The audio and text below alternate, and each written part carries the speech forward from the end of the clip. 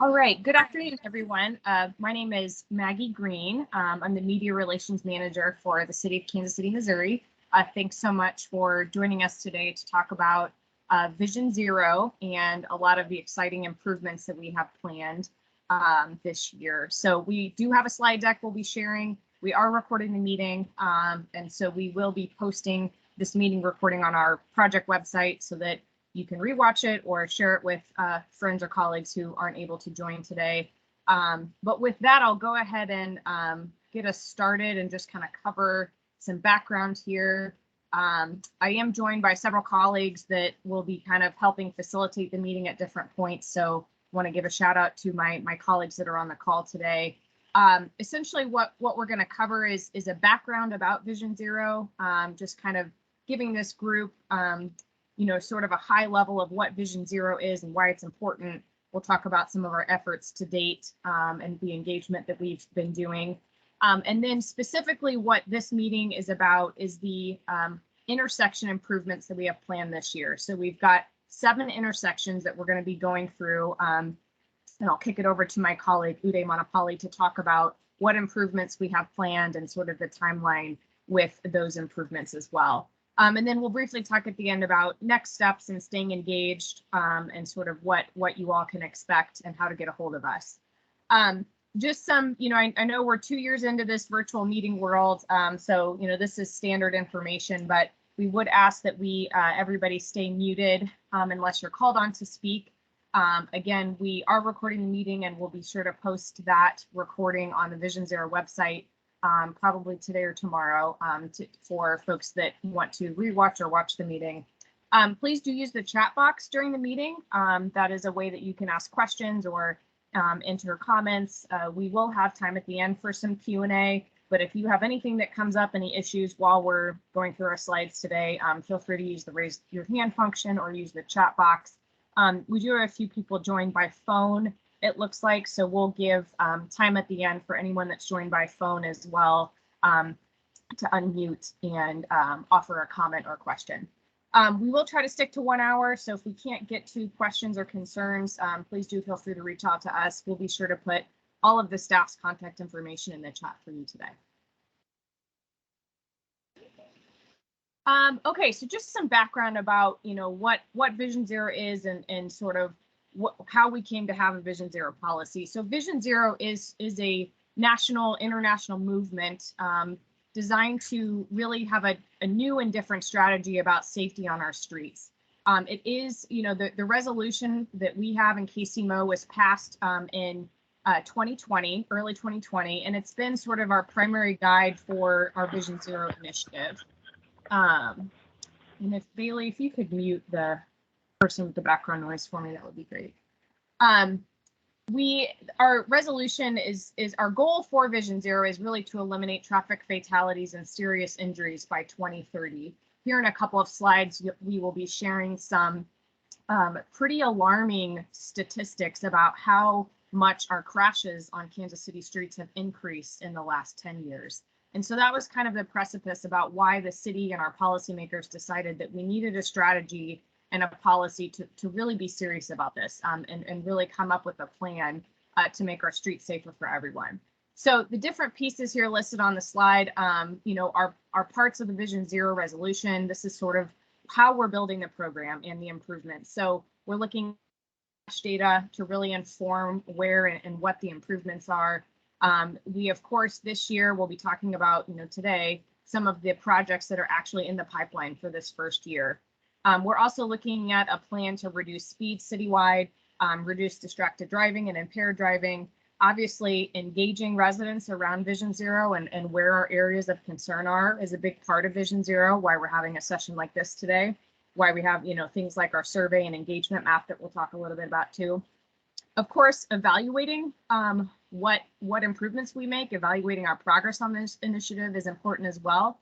And then, of course, placing equity at the forefront has been something that we've talked about since day one, really making sure that our improvements are where the need is the highest. And so we really are using data and equity to inform the improvements, making sure that we're making improvements where they are needed the most. Really quick timeline summary. Like I mentioned, we've had a pretty alarming rise in traffic crashes over the last 10 years. 2 years ago, this spring, our Vision Zero policy was adopted. We created a task force of people, partners from different departments in the city to join us in this effort. So we've been meeting for the last couple of years now to kind of put together the projects and the plan. We officially kicked off the initiative last year and have kind of been putting together what the improvements will be for this first year. And over this winter and early this spring, we've been doing public engagement specific to a lot of the projects that are planned this year. And then we're hoping later this spring, early summer, we will actually begin construction on some of our year one projects, which we're talking about today. This is just sort of a, I've mentioned this crash data a couple of times now. This is a graph that actually really illustrates the alarming trends in increases in fatal and serious injury crashes in Kansas City. So this is really the data behind, the Vision Zero policy and why we're doing what we're doing and why it's so important. We would love to see these trends completely reverse and getting us all the way down to zero fatal crashes and zero serious injuries on our streets. So this is information from Mid-America Regional Council. This information is from the state of Missouri. So very important partners, and the data is a critical piece of Vision Zero and making sure that we are informed in the decision and improvements that we make. A quick summary on what we've done so far. We have a core working group of city staff made up of public works staff, city planning and development representatives, city communications department. So this group works on a weekly, almost daily basis on the components of these projects. We do have, as I mentioned, a task force that's made up of multiple departments, partner organizations. We've met, 10 or 12 times over the last year and a half to kind of help keep things moving forward and make sure that community input and partner input is involved in this process. Again, the crash data I've already talked about, but that is received. We've been reviewing that crash data and sort of looking at it in a variety of ways to inform our improvements. Also looking at it to develop a high injury network so that we know what corridors we should be focusing on in the future. And that's something that we, are currently working on, that high injury network. Of course, we have a project website, kcmo.gov/Vision Zero. We'll make sure that gets in the chat box for everyone, where we have an engagement map and an engagement survey. We've had close to 300 responses on our survey and about 900 specific drops or pin drops on our engagement map. And that really allows residents to input areas of concern for us so that we can inform our project lists into the future. So there's several components of Vision Zero, as you saw kind of at the beginning.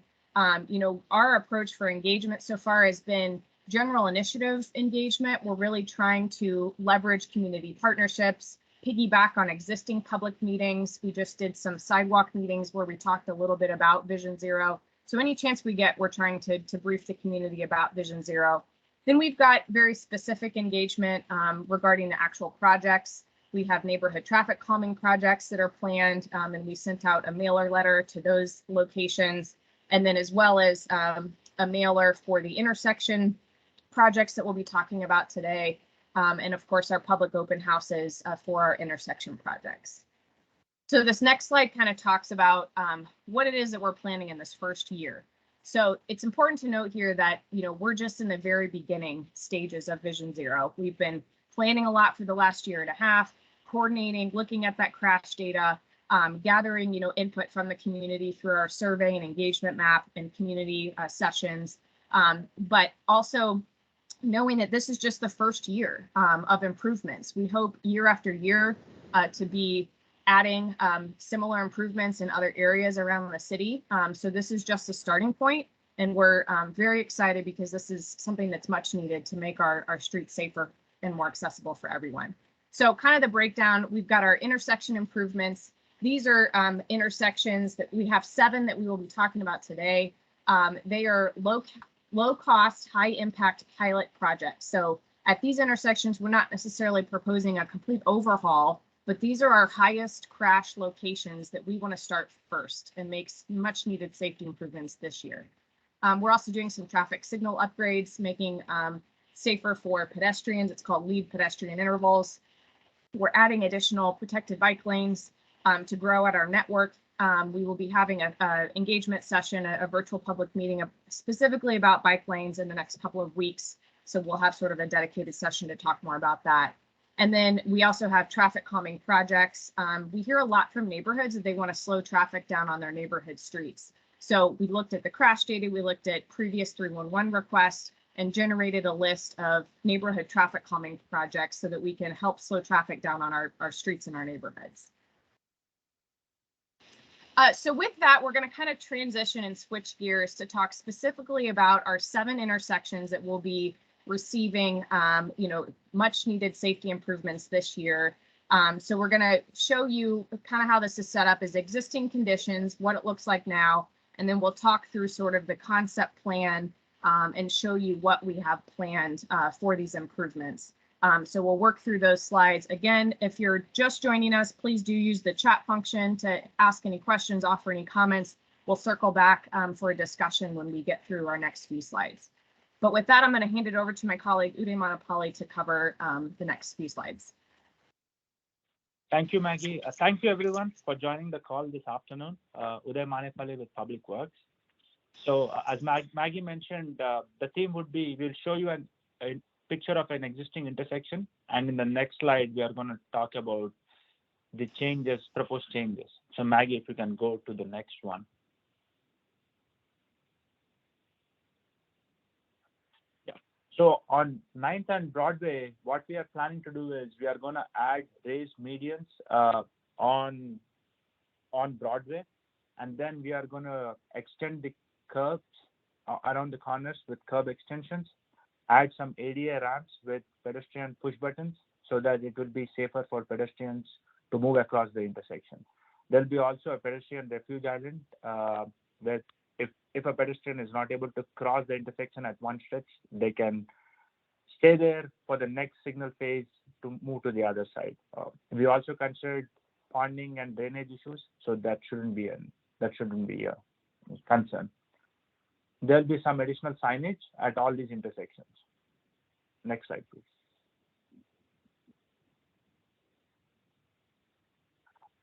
Van Brunt and Independence. This is one of a little complicated intersections. So right now, Van Brunt and Independence, I don't know if you can see in this picture, it is like a 5-legged intersection. The intersection is not aligned. So if you go to the next slide.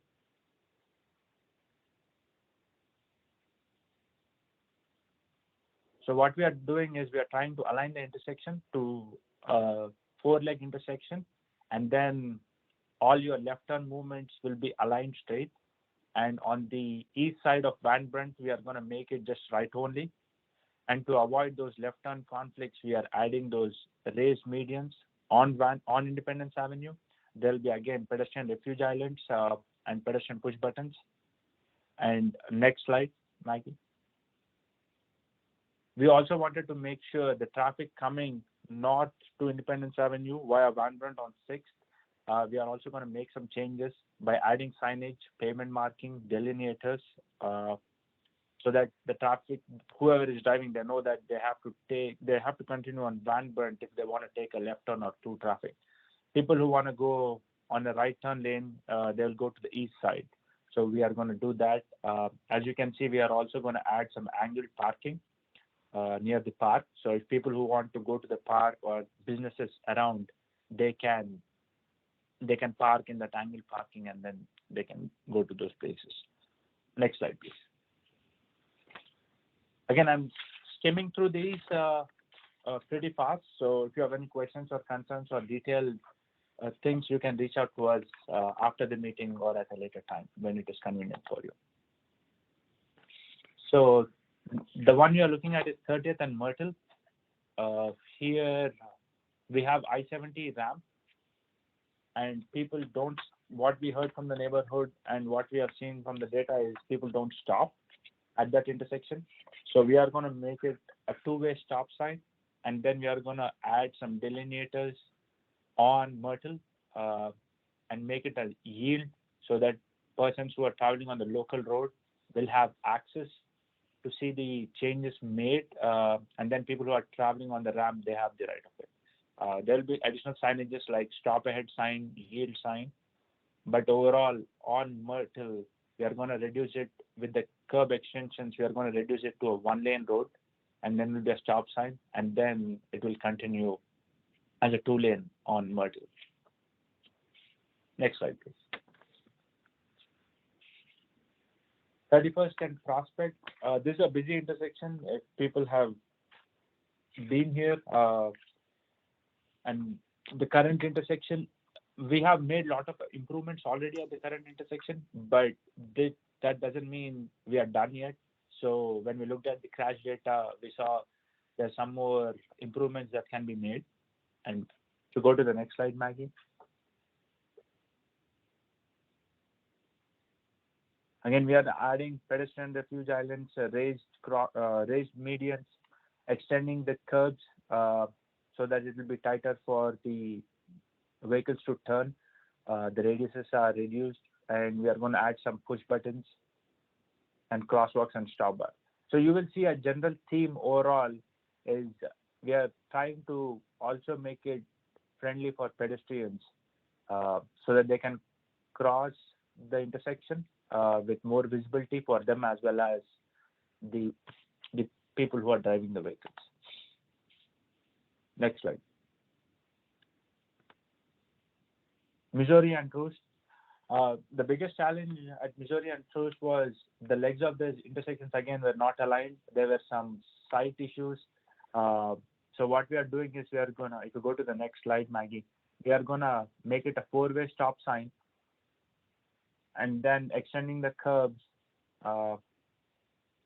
adding crosswalks here, and make it pedestrian friendly.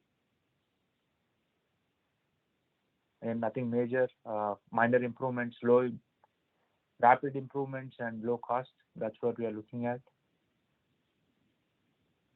Next slide, please.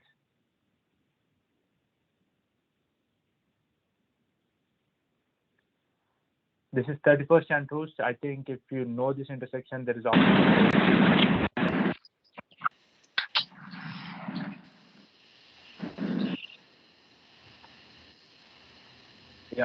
at this intersection on Troost, there is Operation Breakthrough. There have been significant improvements at this intersection. We still notice there are some improvements that can be made. And if you go to the next slide, please. Yeah. So we are going to add some pavement markings, extend the curbs with curb extensions, and make it pedestrian friendly. Vehicles need to slow down at this intersection. Next slide.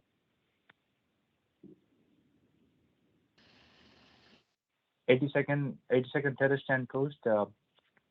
This intersection, there is actually an apartment complex where the white car is shown in this picture, and then there is a Family Dollar, a grocery store behind the bus stop that you see. So this is a weird kind of intersection because Troost changes from, there is speeding issues and other things we have noticed on this intersection on the south side. And if you go to the next slide, that will show a better picture. Yeah. So as you can see, people start speeding as soon as they pass this intersection on Troost on the south, towards south. So what we are going to do is we are going to make 1 lane on each side, bus-only lanes. The walkability, we have seen people, because of issues, people have been walking down the sidewalk and trying to cross Troost. So we are going to make improvements at the intersection, adding pedestrian push buttons, crosswalks, and ADA accessible ramps so that people can walk safely to the grocery store and to the apartments from and to the bus stop as needed. Next slide, please. So I just want to say for process here, I do see, Maren, you have several questions about a specific intersection. So we'll go ahead and get through. I think there's really just 2 more slides here, and then we can go back to the specific intersection that you all may have questions or additional comments about. So we went through those pretty fast. We can certainly go back and highlight the ones like Marin's example, Teresa, Missouri. So we'll circle back to that slide and put that up on the screen here in a minute. I did just want to high level for folks that may have joined while we were going through those, just as a reminder to emphasize that, the areas that we chose, these initial intersections for this first year, were all chosen based on highest crash rates. A lot of these areas had fatal crashes in some cases. A lot of these areas are in LIFEX zip codes.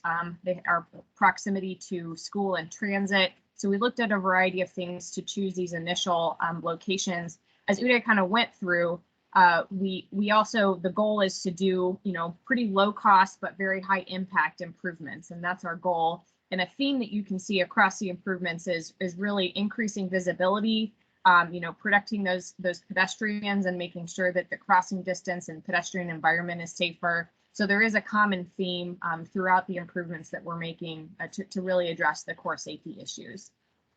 Sort of next steps with the timeline, later this spring, I think June, end of June is kind of when we anticipate actually starting construction on these intersections.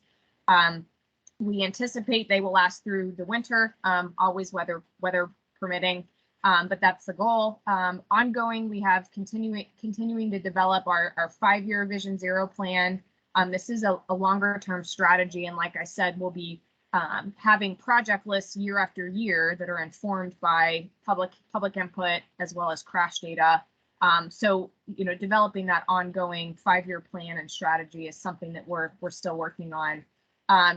Longer term, it's the goal of the city to really implement Vision Zero practices in sort of every department and element of the city. So it's designing and building streets, but it's also engagement and accessibility. It's enforcement, it's engineering. So looking at data collection. So it's something that really we're trying to ingrain in sort of every facet of the city. If you're interested in, I did put it in the chat, and it's also, here, kcmo.gov/Vision Zero. There's a lot of great information there. We have a project map. There's a survey. There's also a place that you can input specific areas of concern. If there's an area, an intersection that has a hazard that we should be looking for, we'd encourage you to check out that engagement map. We'll also post this recording on that webpage. And then we've also got the project lists up there as well. So that's sort of our structured presentation. And I do know that we did have a couple questions, and Mara, now I don't see all of your questions in there. Maggie, I will just email them to you directly if that's okay. Okay. Is that okay? Yeah, that's fine. So we went through this rather fast. So again, at this point, it's sort of just open, conversation. The only comment I see, Justin, thank you for your comment in the chat. So we would be happy to go back to a specific intersection to kind of talk through in more detail or highlight that again, since we went through that fast. But at this point, we will kind of turn it open to folks that want to raise their hand or use the chat. Starting with Matt Staub, are there plans to implement the no low-cost interventions like lead pedestrian intervals more broadly in the short term, and others like limiting rights on red? So any of my public works colleagues want to chime in with any information about that question? Sure. Yeah. Hey, Matt, this is Uday. So your question is twofold. The first one, the LPIs, the plan is to upgrade 50 intersections in this year for the LPIs. It was also brought to us about the limiting right turn on red. That's under consideration because we also need signages to be posted at those intersections. But I think eventually in the next 1 year, we are going to work on that. I hope that answers your question. It does. Thank you. Thank you. Thanks for your question, Matt.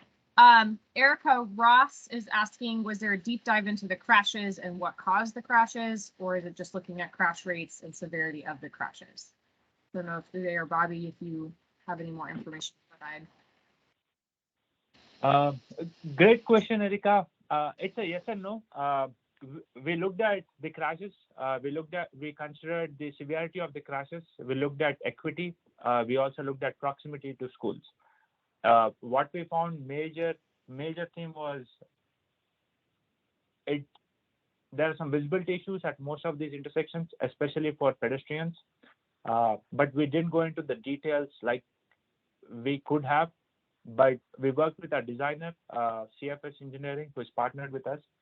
So based on discussions with them and several meetings, we thought this would be the best solution. And I would just add too that, when we're looking at the crash data, there's a lot of patterns within that are sort of informing our design and the interventions that we're proposing. It became very evident to us that the highest crash corridor in Kansas City is actually Highway 71. And intersections, I think Gregory Boulevard and 71 might be one of the highest crash intersections in the entire city. And so obviously the locations that we have control over are the ones within Casey Mo right of way. But your question, Erica, made me just want to touch on that we are in conversations with the Missouri Department of Transportation about how we can partner and really make the Highway 71 corridor safer, because we do know that there are, with the high speeds and the pedestrian, they call them at grade crossing, where the pedestrians are crossing at the grade of the highway, literally, are some of the most dangerous intersections and areas. So just wanted to note that the KCMO city staff or transportation team, we are coordinating with MoDOT and they're well aware and also invested in making safety improvements along the 71 corridor. And Erica, hi, this is Bobby Evans, transportation planner. As part of another initiative, we were looking at traffic safety. We had another consultant team looking at the same crash data, which is available to pretty much everyone. And in general, what they found is that the safety issues apparent from the causes of the crashes, which are sort of at the mercy of which particular police officer fills out the form that given day. But in general, the vast majority of them can be addressed through engineering like this. So it typically, it's a visibility issue, it's a speed issue, it's a turning issue, that sort of thing. And so all those things we can engineer our way to a safer environment. And so when we went into addressing these, it was a lot of engineering judgment that went into making sure that these designs were as safe as they could be.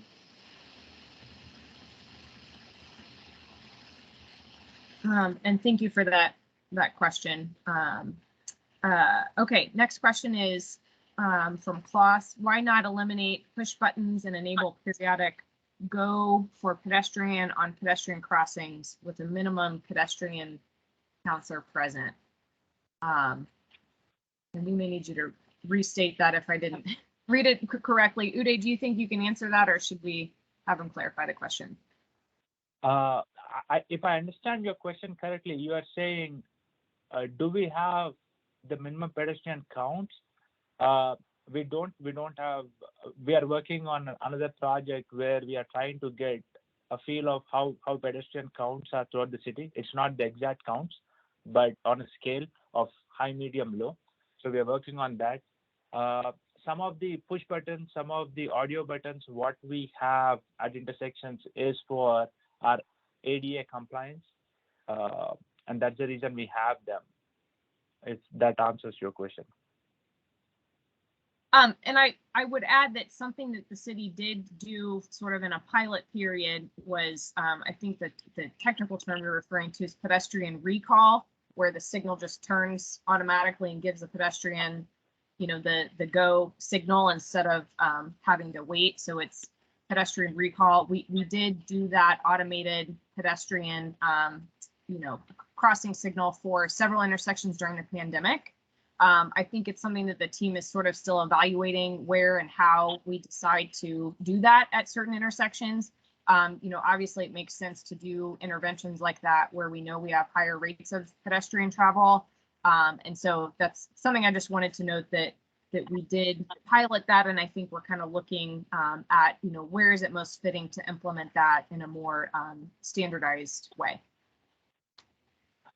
And there's a signal phase for pedestrians, and most of our intersections are actuated. So unless you have the push button, then they are not actuated. Again, I may be wrong, but that's usually how it works. And once it's activated, then the pedestrians will have this 10, 15 seconds, whatever time is needed to cross the intersection. So those are the reasons for it.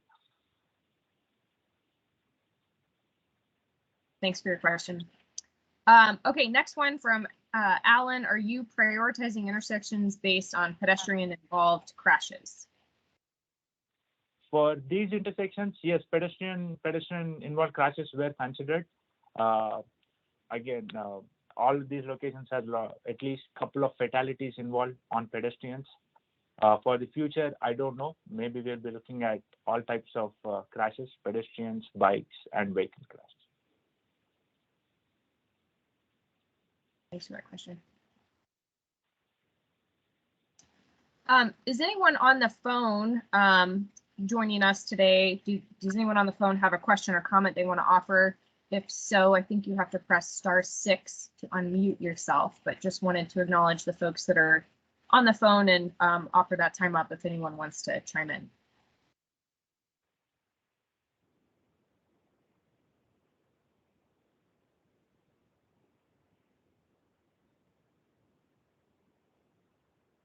Okay, phone people, we will get back to you if you have any questions.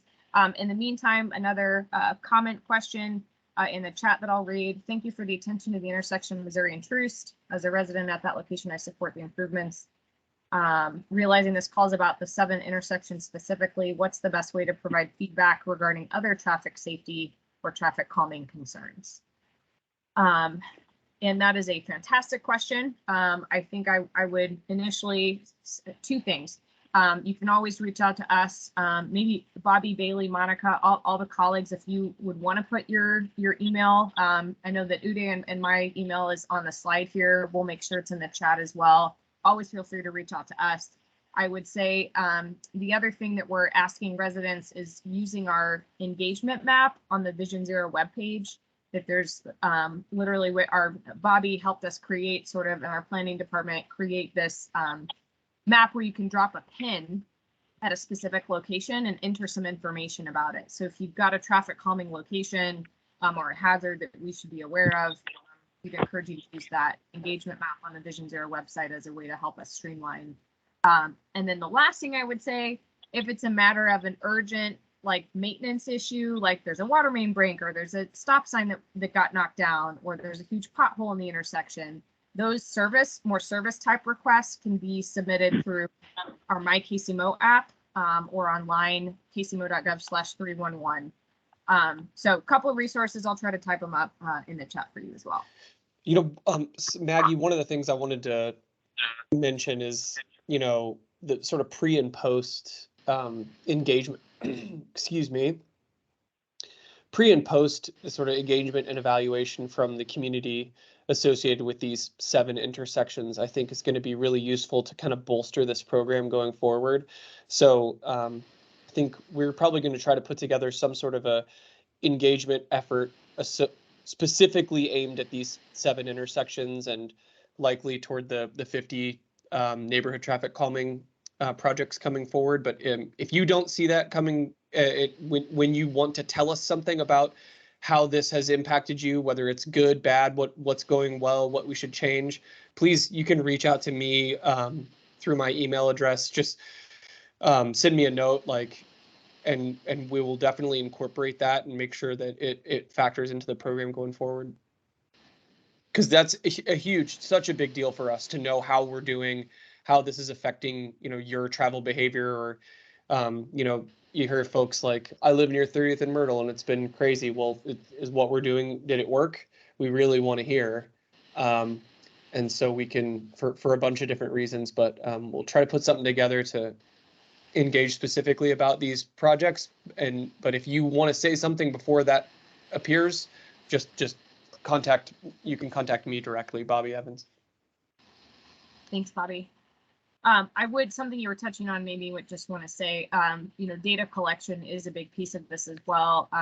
We've been, we did some pre-data collection at several of the, I think 3 of our 7 intersections to get sort of the existing conditions, looking at near misses and risk factors of the 3 of the 7 intersections. We will do a round of post data collection after the improvements are made as well. And so that will really tell us, did our improvement, did our intervention actually improve, reduce those risk factors and improve safety. So we are trying to build in sort of that data collection and evaluation piece into this as well. We know down the road that what we're doing is actually helping. And definitely emphasize that engagement piece if you see something or there's an area of concern. I did put those 2 resources in the chat, but please let us know. We're here as a resource for all of you. Alan has another question. Is there a list of the upcoming neighborhood projects? And actually, yes, I just put the proposed neighborhood traffic calming projects on the Vision Zero website this morning. So there's a link to a PDF that lists all of the 50 locations where we are proposing to build traffic calming projects this year. And so again, the intent is that's one piece of this initiative. We've got the traffic calming, the intersection projects, the pedestrian improvements at traffic signals. So there's a lot going on. All of that is pretty lined out on our Vision Zero webpage, but that list of the traffic calming locations is on the Vision Zero website. I will also say there another resource. A lot of people will request traffic calming through the Public Improvement Advisory Committee process. That is an annual application that is due at the end of August of every year.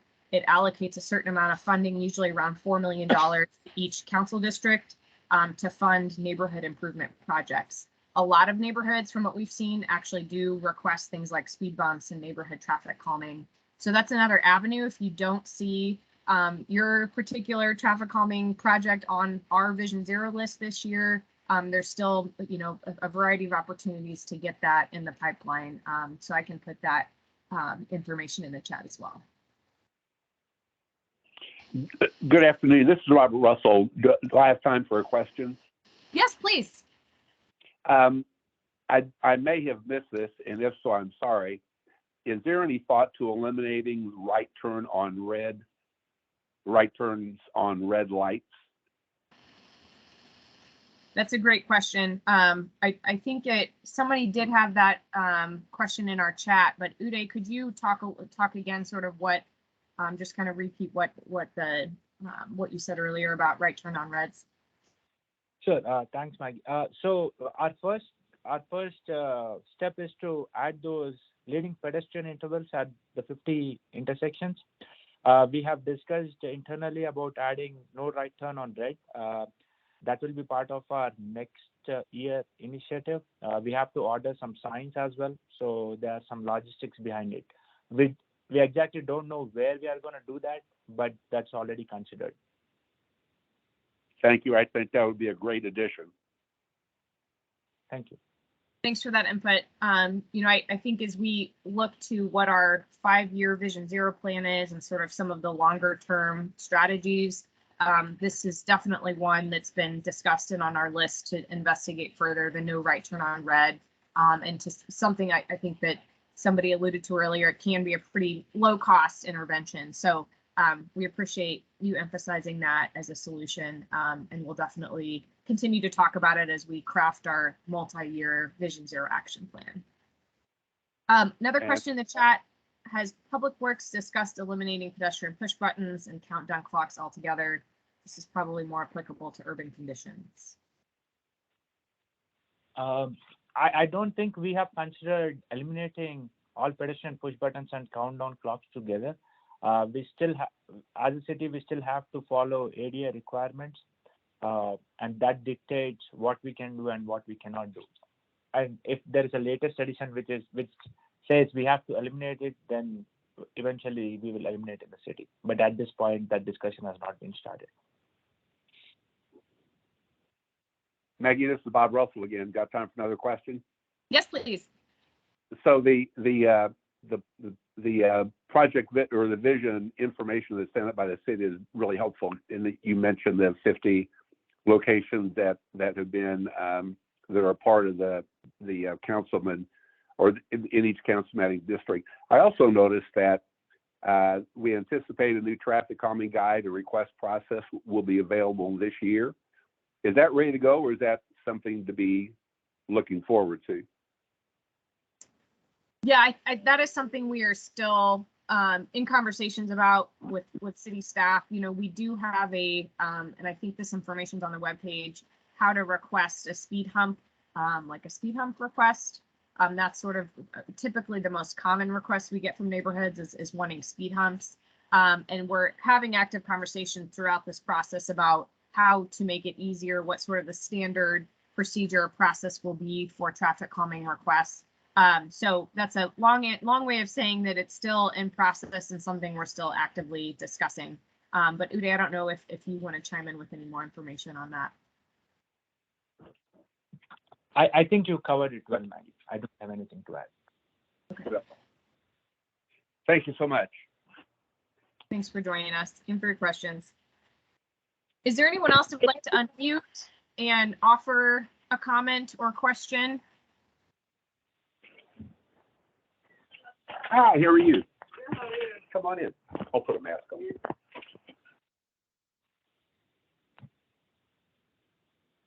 Doesn't look like it. Is there any other city staff, any other colleagues who want to chime in and add any other thoughts?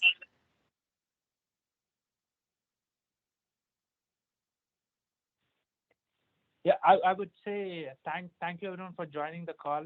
Please keep us posted with the Vision Zero engagement map. That's how we are knowing what your issues and concerns are. It's not a 311 request. It is more on we want to see what's going on in you and in your neighborhood with speeding or aggressive driving, those kind of issues. Until unless we know them, we won't be able to take action. So appreciate all the community input, and we will do our best from our side. And if I could just say thank you to the staff for doing this. It's hugely important and appreciated. So thanks for your efforts, and we'll look forward to following the progress as it continues. Yeah, same. I think these are really good, and I hope we see more of them. You know, one of the things that we've realized in our conversations is how much common ground and sort of common discourse there is about the need for safer streets and traffic calming. So we're very happy to have alignment on, you know, a starting place, right, for improvements this year. We will, of course, you know, keep people who maybe live right near that intersection, keeping folks apprised of when construction will start. We don't have the exact, you know, where we're starting when, you know, timeline pinned down. But if you live right on the intersection and want us to keep you in the loop on more the construction detail side of it, feel free to shoot us an email and we can be in touch from that point of view.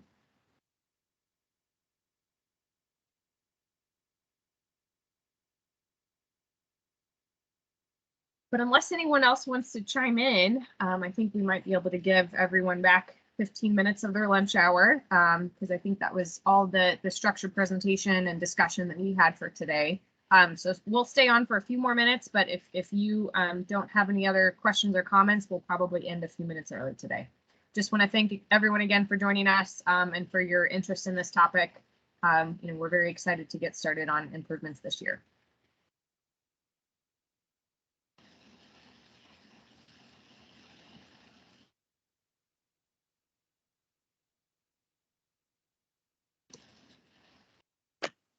Hi, I have a comment. Yes. I actually live on the block of 30th and Myrtle, and I'm not sure if this is a engineering issue or I don't know if something was brought to whoever's attention is going to be making the changes. The block is also a challenging block during the winter time because of the way the ramp comes off I-70 and it's uphill toward 31st Street. And during big snowstorms, the street usually gets blocked off or blocked with traffic. And I know part of it has to do with shoveling or the snow removal, but it's just, I guess I just want FYI to whoever's going to be making the changes to note that. I know the traffic is going to slow down, but it's also a very challenging street during the winter time because of the way it's built. So just a comment, so. No, we appreciate that insight, and we'll make note to pass along to the designers. And Uday, I don't know if there's any consideration that you want to offer in response, but we want to thank you for providing that comment for us so that we're in the loop. Thank you.